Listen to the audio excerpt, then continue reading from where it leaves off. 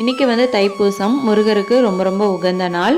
நிறைய பேர் வந்து 48 நாள் விரதம் இருந்து இன்றைக்கி வந்து விரதத்தை முடிச்சிருப்பாங்க. நிறைய பேர் வந்து 6 நாள் விரதம் இருந்திருப்பாங்க.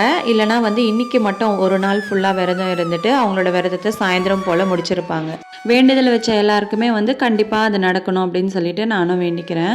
இன்றைக்கி வந்து நான் சாயந்தரம் 6 மணி போல் தான் இலை போட்டு சாமி கும்பிட்டுருந்தேன். ஃபஸ்ட்டு வந்து ஒரு பக்கம் அடுப்பில் சாம்பார், அதுக்கப்புறம் பாயாசம் இதெல்லாமே ரெடி பண்ணிக்கிட்டு சைட் பை சைடாக நான் வந்து பூஜை ரூமையும் அலங்காரம் பண்ணி முடிச்சிட்டேன். அதுக்கப்புறமா முருகருடைய சிலைக்கும் வேலுக்கும் நல்லா பாலாபிஷேகம் பண்ணிட்டு அடுத்து வந்து 6 வெத்தலை வச்சு நடுவில் ஓம் விளக்கு ஏற்றி நான் வந்து இந்த மாதிரி விளக்கு ஏற்றி முடிச்சிட்டேன்.